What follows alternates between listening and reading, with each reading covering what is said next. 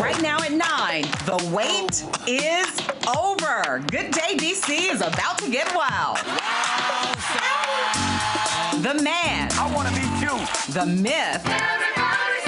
The legend.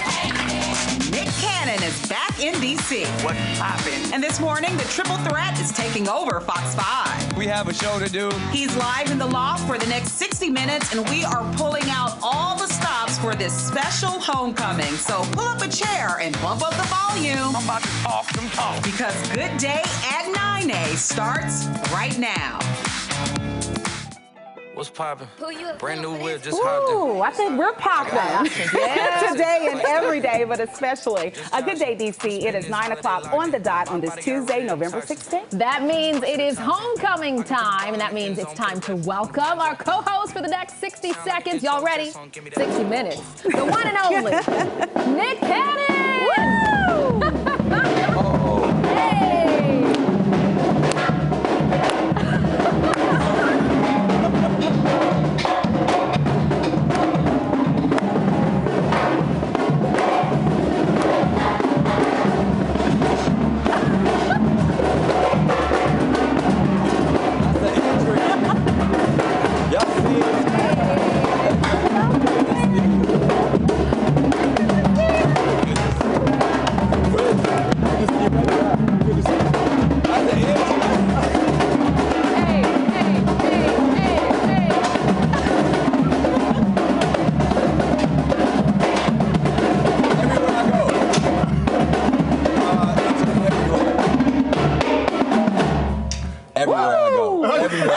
Follow you around? That's it. Yeah, okay. Every player has a good theme song that they walk in and out of. Nowhere. Okay. Drum lines Can everywhere. you still master the sticks, Nick? I mean, I'm all right.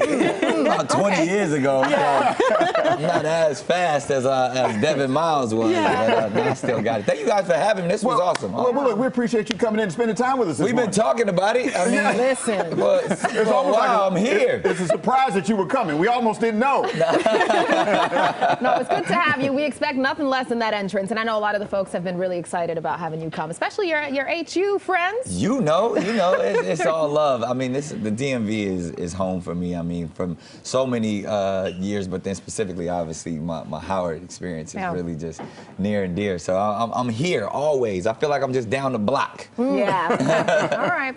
Well, you know what? We got to get real with you. Oh, of all course. right. Okay. Why not? You ready? I'm not scared of you. I'm just saying. I'm giving you a heads up. No holds barred. Right. Listen, it's 9:02, and that means it's time to get candid with Nick Cannon. He's a man who's made maybe a couple headlines here and there. Whatever he talks about gets a lot of people talking. So let's start with the easy stuff here. You're back in D.C. We've called it a homecoming. Softball. Softball question here. So how's it been to be back home in many ways? I feel like I came up, even before I went to Howard, I mean, I got a chance to do a lot of performing and even comedy and stuff when I was a kid through DC. And, the first person that actually introduced me to the DMV, God rest his soul, is the one and only DJ Biz Markie.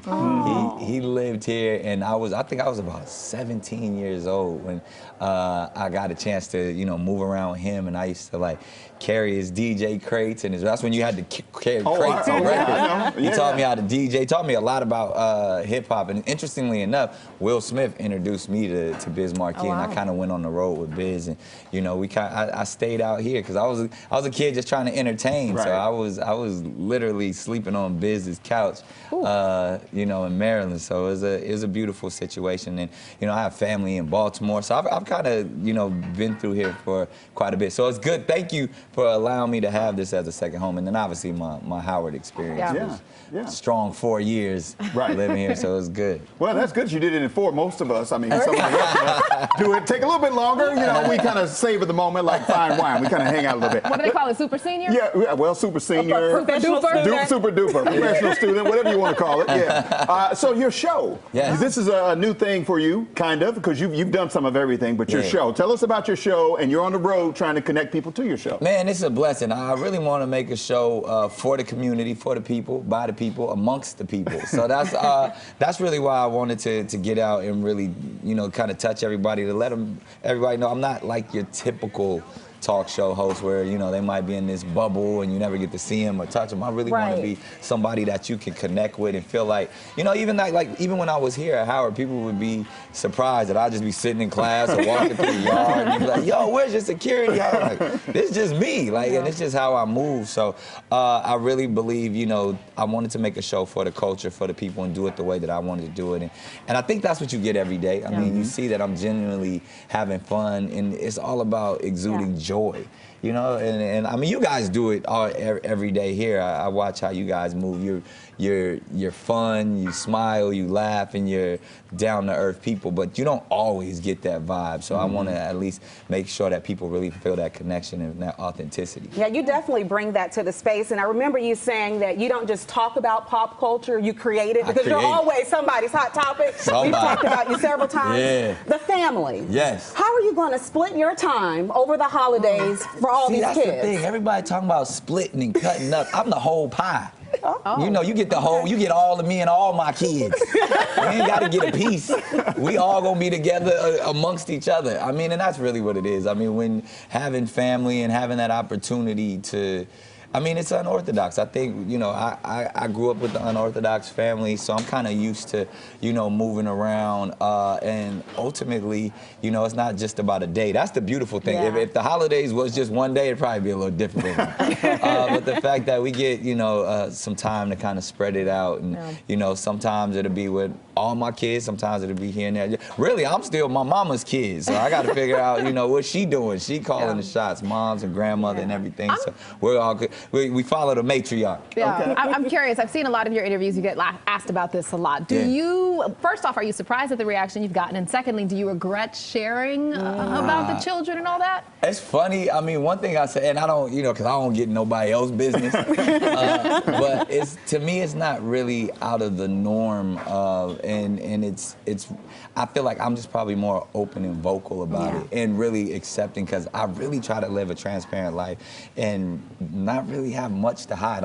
I take pride in know the value of being authentic and being able to be your true self. I mean, even once you go through therapy and you sit down and you talk things out, you feel like, yo, I just want to be me.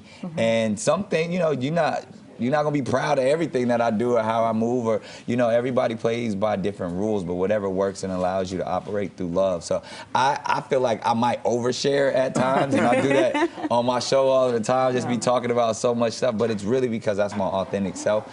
And, you know, I hope to get it right. I know I'm not gonna get it right every time, and however it's laid out there, I always say don't charge it to my heart, because at the end of the day, I'm just trying to be the best me. I'm trying to do it better than I did it yesterday. Okay. Yeah. And here's the thing: you're not leaving. You're I ain't going nowhere. I'm here all hour. Because what me and a lot of other people want to know is, how in the world do you deal with all of these ladies? Don't tell me. That's what I want to know, because I got one and I'm struggling. I'm just saying. That's off the record. We can talk about that later. So we'll write a book. Yeah, you can write a book about it. Okay, and I'll follow your lead on that. Yeah. So you're going to answer later and let it marinate? I'm gonna let it marinate. I got to think it. I got to go. Text a few people. Say, is it all right if I say this?